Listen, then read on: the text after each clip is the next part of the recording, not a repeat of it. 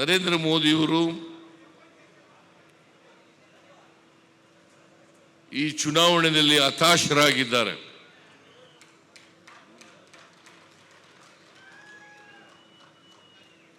ಅವರಿಗೆ ಈ ಚುನಾವಣೆಯಲ್ಲಿ ಗೆಲ್ತೀವಿ ಅಂತಕ್ಕಂಥ ವಿಶ್ವಾಸ ಇಲ್ಲ.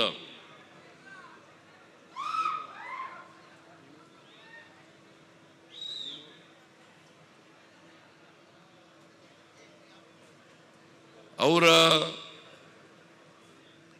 ಸರ್ವೆ ಪ್ರಕಾರ 200ರಿಂದ 220 ಗೆಲ್ಲಬಹುದು ಅಂತ ಮಾತ್ರ ಅವ್ರ ಸರ್ವೆ ಹೇಳ್ತದೆ. ನಿಮಗೆ ಒಂದು ವಿಚಾರನ ತಿಳಿಸಲಿಕ್ಕೆ ಬಯಸ್ತೇನೆ. ಆಕ್ಸಿಸ್ ಮೈ ಇಂಡಿಯಾ ಅಂತಕ್ಕಂಥವರು ಸರ್ವೆ ಮಾಡಿದ್ರು. ಸರ್ವೆನಲ್ಲಿ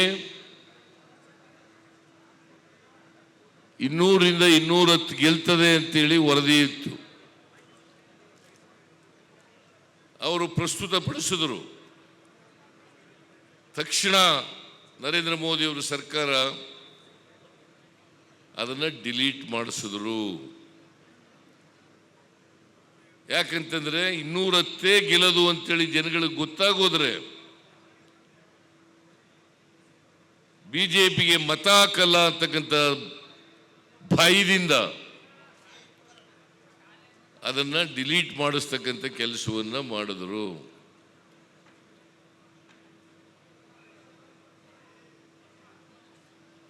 ಕರ್ನಾಟಕದಲ್ಲಿ ಕಳೆದ ಲೋಕಸಭಾ ಚುನಾವಣೆಯಲ್ಲಿ 28ಕ್ಕೆ 25 ಸ್ಥಾನಗಳನ್ನು ಗೆದ್ದಿದ್ರು. 28ಕ್ಕೆ ದಯವಿಟ್ಟು ಎಲ್ಲ ನಮ್ಮ ಕಾರ್ಯಕರ್ತರು ದಯವಿಟ್ಟು ಎಲ್ಲರನ್ನ ಕೈ ಮುಗಿದು ಪ್ರಾರ್ಥನೆ ಮಾಡ್ತೀನಿ. ಒಂದು 10-15 ನಿಮಿಷ ಕೂರಬೇಕಂತ ದಯವಿಟ್ಟು ಎಲ್ಲ ಕಾರ್ಯಕರ್ತರ ಬಂಧುಗಳಿಗೆ ಕಳಕಳಿಯ ಮನವಿ.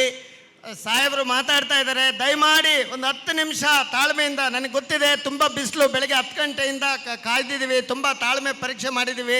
ಅಭಿಮಾನಿ ಬಂಧುಗಳ ಇನ್ನೊಂದು 10-15 ನಿಮಿಷ ತಾಳ್ಮೆಯಿಂದ ಕುಳಿತುಕೋಬೇಕಾಗಂತ ಕಳಕಳಿಯ ಮನವಿ.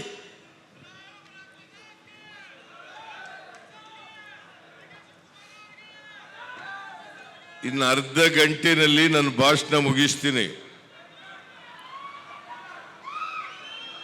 ಅದಕ್ಕೋಸ್ಕರ ತಾವೆಲ್ಲರೂ ಕೂಡ ಶಾಂತ ಚಿತ್ತತೆಯಿಂದ ಅರ್ಧ ಗಂಟೆ ನಿಶ್ಶಬ್ದವಾಗಿ ಕೂರಬೇಕು. ಯಾರು ಎದ್ದೋಗಬಾರದು ಅಂತೇಳಿ ನಿಮ್ಮಲ್ಲಿ ಮನವಿ.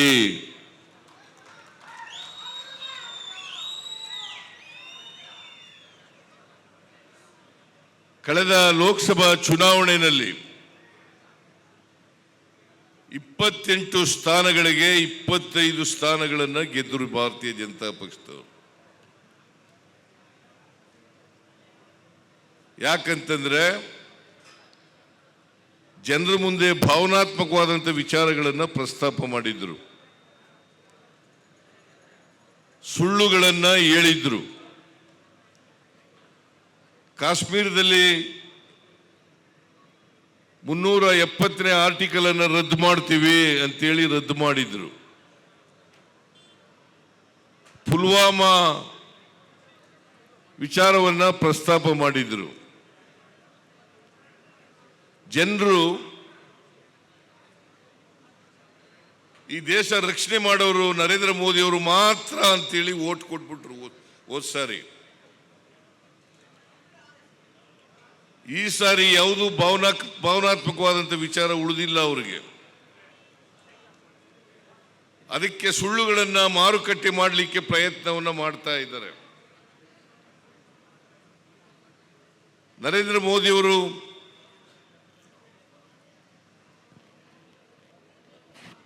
ಹೆಚ್ಚು ಕರ್ನಾಟಕಕ್ಕೆ ಕಾನ್ಸಂಟ್ರೇಟ್ ಮಾಡ್ತಾ ಇದ್ದಾರೆ.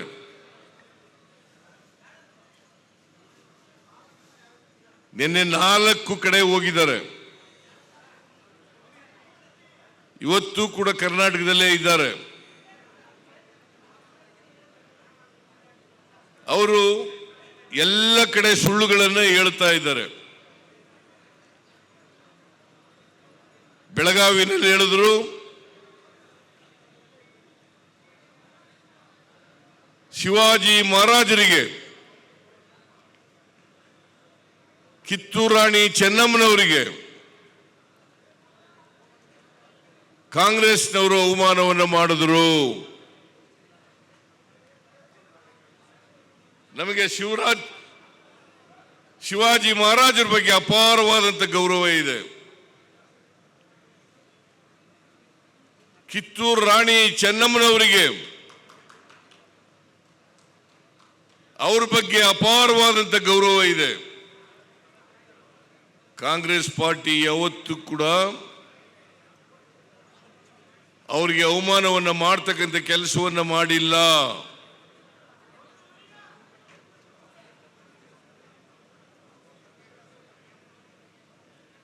ಕಿತ್ತೂರು ರಾಣಿ ಚೆನ್ನಮ್ಮ, ನಾನು ಅವರ ಜಯಂತ್ಯೋತ್ಸವವನ್ನು ಆಚರಣೆ ಮಾಡೋವರಿಗೆ ಕಿತ್ತೂರು ರಾಣಿ ಚೆನ್ನಮ್ಮನ ಜಯಂತ್ಯೋತ್ಸವವನ್ನು ಬಿಜೆಪಿಯ ಸರ್ಕಾರ ಯಾವತ್ತೂ ಕೂಡ ಮಾಡಿರಲಿಲ್ಲ. ಯಡಿಯೂರಪ್ಪ ಮಾಡಿರಲಿಲ್ಲ, ಬಸವರಾಜ ಬೊಮ್ಮಾಯಿ ಮಾಡಿರಲಿಲ್ಲ, ಜಗದೀಶ್ ಶೆಟ್ಟರ್ ಮಾಡಿರಲಿಲ್ಲ. ಅವರ ಜಯಂತ್ಯೋತ್ಸವವನ್ನು ಮಾಡಿದ್ದು ಕಾಂಗ್ರೆಸ್ಸಿನ ಸರ್ಕಾರ, ಸಿದ್ದರಾಮಯ್ಯನ ಸರ್ಕಾರ ಅಂತಕ್ಕಂಥದ್ದು. ಕಿತ್ತೂರು ರಾಣಿ ಚೆನ್ನಮ್ಮನ ಜಯಂತ್ಯೋತ್ಸವವನ್ನು ಬಿಜೆಪಿಯ ಸರ್ಕಾರ ಯಾವತ್ತೂ ಕೂಡ ಮಾಡಿರಲಿಲ್ಲ. ಯಡಿಯೂರಪ್ಪ ಮಾಡಿರಲಿಲ್ಲ, ಬಸವರಾಜ ಬೊಮ್ಮಾಯಿ ಮಾಡಿರಲಿಲ್ಲ, ಜಗದೀಶ್ ಶೆಟ್ಟರ್ ಮಾಡಿರಲಿಲ್ಲ. ಅವರ ಜಯಂತ್ಯೋತ್ಸವವನ್ನು ಮಾಡಿದ್ದು ಕಾಂಗ್ರೆಸ್ಸಿನ ಸರ್ಕಾರ, ಸಿದ್ದರಾಮಯ್ಯನ ಸರ್ಕಾರ ಅಂತಕ್ಕಂಥದ್ದನ್ನು ತಮಗೆ ತಿಳಿಸಲಿಕ್ಕೆ ಬಯಸ್ತಾ ಇದ್ದೇನೆ. ನಾವು ಜಯಂತ್ಯೋತ್ಸವವನ್ನು ಆಚರಣೆ ಮಾಡಿದವರು ಕಿತ್ತೂರು ರಾಣಿ ಚೆನ್ನಮ್ಮನವರಿಗೆ ಅವಮಾನ ಮಾಡಲಿಕ್ಕೆ ಸಾಧ್ಯನಾ? ನರೇಂದ್ರ ಮೋದಿ ಅವರು ಇಂಥ ಸುಳ್ಳುಗಳನ್ನು ಹೇಳುತ್ತಾರೆ. ಇನ್ನೊಂದು ಸುಳ್ಳು ಹೇಳಿದ್ದಾರೆ. ಅದೇನಪ್ಪ ಅಂತಂದ್ರೆ, ಹಿಂದುಳಿದ ವರ್ಗದವರಿಗೆ, ದಲಿತರಿಗೆ ಕೊಟ್ಟಿರ್ತಕ್ಕಂಥ ಮೀಸಲಾತಿಯನ್ನ ಕಿತ್ತು ಮುಸಲ್ಮಾನರಿಗೆ ಕೊಟ್ಬಿಡ್ತಾರೆ ಅಂತಕ್ಕಂಥ ಮಾತನ್ನ ಹೇಳಿದ್ದಾರೆ. ಭಾರತೀಯ ಜನತಾ ಪಕ್ಷ ಯಾವತ್ತೂ ಕೂಡ ಮೀಸಲಾತಿ ಪರ ಇಲ್ಲ. ಭಾರತೀಯ ಜನತಾ ಪಕ್ಷದ ಇತಿಹಾಸವನ್ನು ನೋಡಿದಾಗ, RSSನವರ ಇತಿಹಾಸವನ್ನು ನೋಡಿದಾಗ, ಈ ದೇಶದಲ್ಲಿ ನಿಮ್ಮ ಮುಂದೆ ಇರ್ತಕ್ಕಂಥ ಇತಿಹಾಸ ಎಲ್ಲ ಕಾಲದಲ್ಲೂ ಕೂಡ ಮೀಸಲಾತಿಯನ್ನು ವಿರೋಧ ಮಾಡಿದ್ದಾರೆ. ಅಷ್ಟೇ ಏಕೆ, ಬಾಬಾ ಸಾಹೇಬ್ ಅಂಬೇಡ್ಕರ್ ಅವರು ಕೊಟ್ಟಿರ್ತಕ್ಕಂಥ ಸಂವಿಧಾನವನ್ನೇ ವಿರೋಧ ಮಾಡಿದ್ದಾರೆ.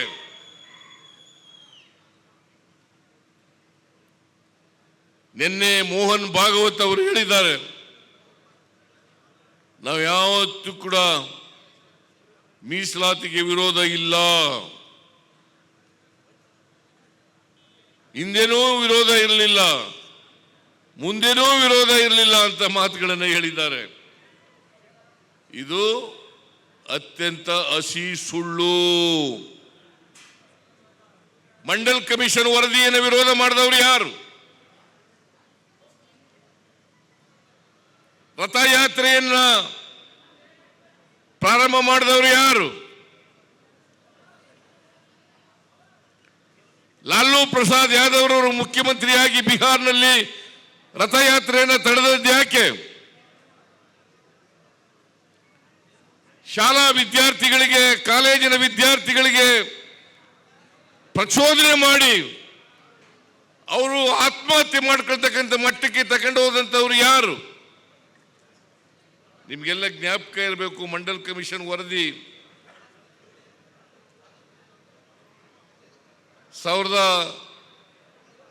1990ನೇ ಇಸ್ವಿನಲ್ಲಿ VP ಸಿಂಗ್ ರವರು ಜಾರಿ ಮಾಡ್ತೀನಿ ಅಂತಂದಾಗ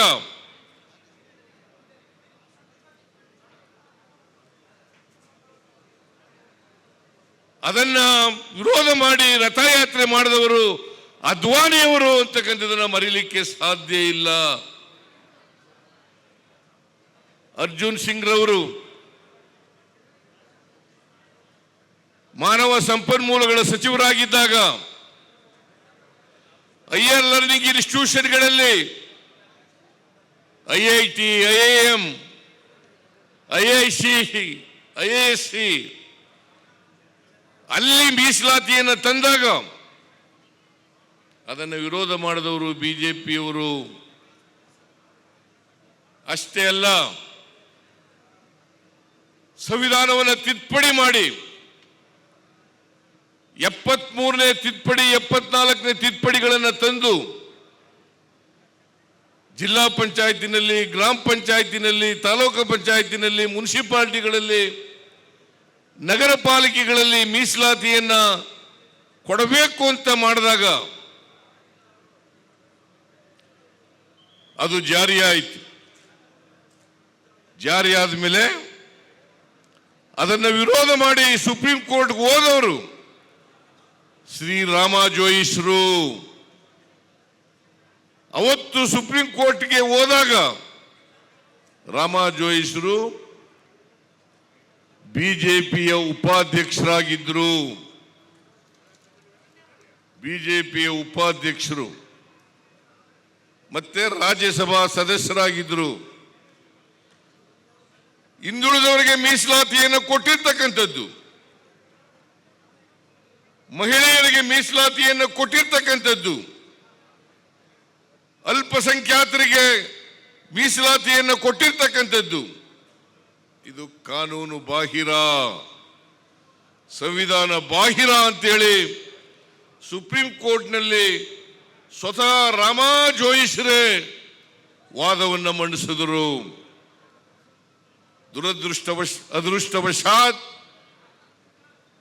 ಅದೃಷ್ಟವಶಾತ್ ರಾಮ ಜೋಯಿಸರು ಹಾಕಿದಂತ ಅರ್ಜಿಯನ್ನು ವಜಾ ಮಾಡಿದ್ರು ಸುಪ್ರೀಂ ಕೋರ್ಟ್ನವರು.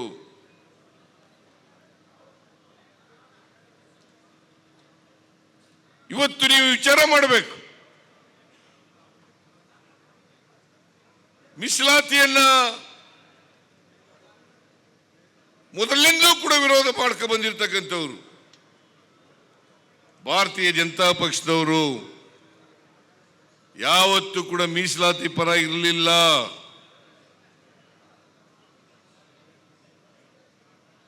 ಸುಪ್ರೀಂ ಕೋರ್ಟ್ನಲ್ಲೇ ರಾಮ ಜೋಯಿಸರು ಸುಪ್ರೀಂ ಕೋರ್ಟ್ಗೆ ಹೋಗಿದ್ದಂಥ ಸಂದರ್ಭದಲ್ಲಿ ಸುಪ್ರೀಂ ಕೋರ್ಟ್ನವರು BCMA ನಲ್ಲಿ ಮುಸಲ್ಮಾನರನ್ನ ಸೇರಿಸಿರ್ತಕ್ಕಂಥದ್ದು ಸರಿ ಇದೆ ಅಂತೇಳಿ ಸರ್ಕಾರದ ಆದೇಶವನ್ನು ಎತ್ತಿ ಹಿಡಿದರು. ಮತ್ತೆ ಮುಸಲ್ಮಾನರಿಗೆ 4% ಶಿಕ್ಷಣದಲ್ಲಿ ಮತ್ತು ಉದ್ಯೋಗದಲ್ಲಿ 1994ನೇ ಇಸ್ವಿಯಿಂದ ಜಾರಿನಲ್ಲಿದೆ. ಅಂದರೆ ಸುಮಾರು 30 ವರ್ಷಗಳಿಂದ ಕರ್ನಾಟಕದಲ್ಲಿ ಜಾರಿನಲ್ಲಿದೆ.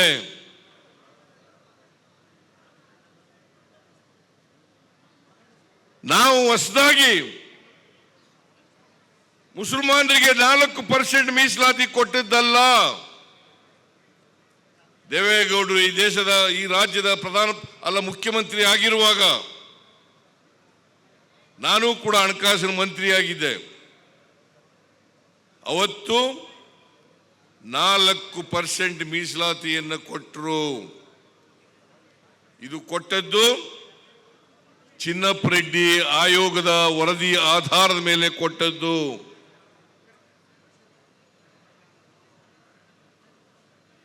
ಇದನ್ನ ಬಸವರಾಜ ಬೊಮ್ಮಾಯಿ ಅವರು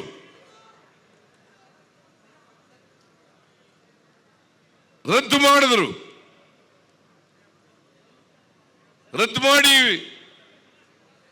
ಲಿಂಗಾಯತರಿಗೆ ಮತ್ತು ಒಕ್ಕಲರಿಗೆ ಹಂಚಿಕೆ ಮಾಡಿದ್ರು. ಇದರ ವಿರುದ್ಧ ಸುಪ್ರೀಂ ಕೋರ್ಟ್ಗೆ ಹೋದ್ರು. ಸುಪ್ರೀಂ ಕೋರ್ಟ್ನಲ್ಲಿ ಆರ್ಗ್ಯುಮೆಂಟ್ ಬಂದಾಗ ಇದೇ ಬಸವರಾಜ ಬೊಮ್ಮಾಯಿ ಅವರ ಸರ್ಕಾರ ನಾವು ಮುಸಲ್ಮಾನರಿಗೆ ಕೊಟ್ಟಿರ್ತಕ್ಕಂಥ 4% ಮೀಸಲಾತಿಯನ್ನು ರದ್ದು ಮಾಡಲ್ಲ, ಯಥಾಸ್ಥಿತಿ ಮುಂದುವರಿಸ್ತೇವೆ ಅಂತೇಳಿ ಸುಪ್ರೀಂ ಕೋರ್ಟ್ನಲ್ಲಿ ಅಫಿಡವಿಟ್ ಅನ್ನು ಹಾಕಿ ಅಂಡರ್ಟೇಕರ್ ಮಾಡ್ಕೊಂಡಿದ್ದಾರೆ. ಇವತ್ತು ಕೂಡ ಮುಸಲ್ಮಾನರಿಗೆ 4% ಮೀಸಲಾತಿ ಮುಂದುವರಿತಕ್ಕಂಥದ್ದು ನಡೀತಾ ಇದೆ. ನಾನು ಯಾಕೆ ಇದನ್ನೆಲ್ಲ ಪ್ರಸ್ತಾಪ ಮಾಡ್ತಾ ಇದ್ದೀನಿ ಅಂತಂದ್ರೆ, ನರೇಂದ್ರ ಮೋದಿ ಅವರು ಕರ್ನಾಟಕದಲ್ಲಿ ಕಾಂಗ್ರೆಸ್ ಸರ್ಕಾರ ಹಿಂದುಳಿದವರಿಗೆ ದಲಿತರಿಗೆ ಕೊಟ್ಟಿದ್ದಂತ ಮೀಸಲಾತಿಯನ್ನು ಕಿತ್ತು ಮುಸಲ್ಮಾನರಿಗೆ ಕೊಟ್ಟಿದ್ದಾರೆ ಅಂತಕ್ಕಂಥ ಸುಳ್ಳನ್ನ ಎಲ್ಲ ಕಡೆ ಪ್ರಸ್ತಾಪ ಮಾಡ್ತಾ ಇದ್ದಾರೆ.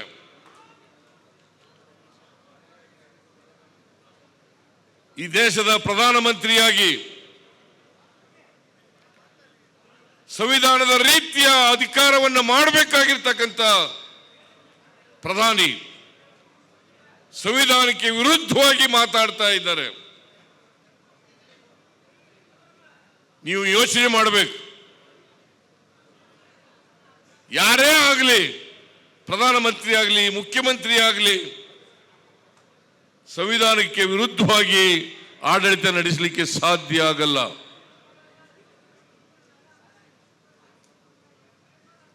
ಇಂಥವರ ವಿರುದ್ಧ ನೀವು ಎಚ್ಚರಿಕೆಯಿಂದ ಇರಬೇಕು ಅಂತಕ್ಕಂಥದ್ದು ನನ್ನ ಕಳಕಳಿಯ ಮನವಿ.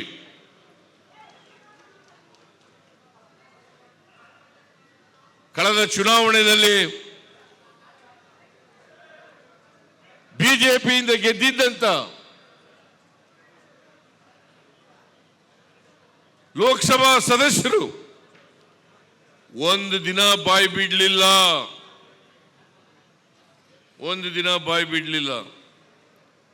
ಇವತ್ತು ಬಿಜೆಪಿಯಿಂದ ಅಭ್ಯರ್ಥಿಯಾಗಿರ್ತಕ್ಕಂಥ ಶ್ರೀರಾಮುಲು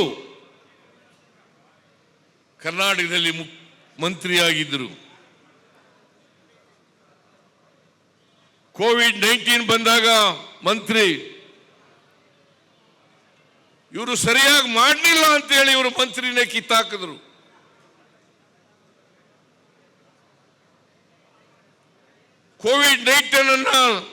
ಕೋವಿಡ್-19 ಕಾಯಿಲೆಯನ್ನ ಸಮರ್ಥವಾಗಿ ನಿಭಾಯಿಸಲಿಲ್ಲ ಅಂತೇಳಿ ಇವರು ಆರೋಗ್ಯ ಇಲಾಖೆನೇ ಕಿತ್ತಾಕಿದ್ರು.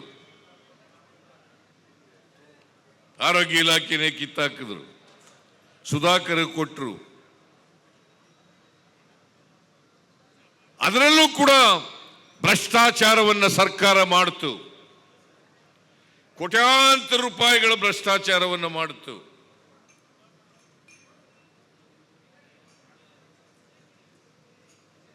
ಶ್ರೀರಾಮುಲು ಅವರು ಮಂತ್ರಿಯಾಗಿ ಸಂಪೂರ್ಣ ವಿಫಲರಾಗಿದ್ದರು. ಭ್ರಷ್ಟಾಚಾರದಲ್ಲಿ ಮುಳುಗೋಗಿದ್ರು. ಅಂಥವರನ್ನ ಮತ್ತೆ ಈಗ ಲೋಕಸಭೆಗೆ ಅಭ್ಯರ್ಥಿಯನ್ನಾಗಿ ಮಾಡಿದ್ದಾರೆ. ದಯವಿಟ್ಟು ನಿಮ್ಮಲ್ಲಿ ಕೈ ಜೋಡಿಸಿ ಪ್ರಾರ್ಥನೆಯನ್ನು ಮಾಡ್ತೇನೆ. ಅವರು ಶಾಸಕರಾಗೂ ಕೂಡ ಅಸಮರ್ಥರು, ಲೋಕಸಭೆಗೆ ಹೋದರೂ ಕೂಡ ಅಸಮರ್ಥರು, ಭ್ರಷ್ಟರು. ಅವರನ್ನ ಯಾವತ್ತೂ ಕೂಡ ನೀವು ಗೆಲ್ಲಿಸಬಾರದು ಅಂತಕ್ಕಂಥ ಮನವಿಯನ್ನು ನಿಮ್ಮಲ್ಲಿ ಮಾಡಲಿಕ್ಕೆ ಬಯಸ್ತಾ ಇದ್ದೇನೆ. ಹಿಂದೆನೂ ಕೂಡ ಲೋಕಸಭಾ ಸದಸ್ಯರಾಗಿದ್ದರು, ಶಾಸಕರಾಗಿದ್ದರು, ಮಂತ್ರಿಯಾಗಿದ್ದರು. ಅವರ ಕೊಡುಗೆ ಏನು? ಬಳ್ಳಾರಿ ಅಭಿವೃದ್ಧಿಗೆ ಅವರ ಕೊಡುಗೆ ಏನು? ಏನಾದರೂ ಕೊಡುಗೆ ಇದೆಯಾ? ಚೆಂಬು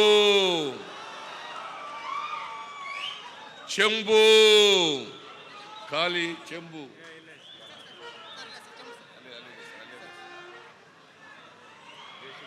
ಖಾಲಿ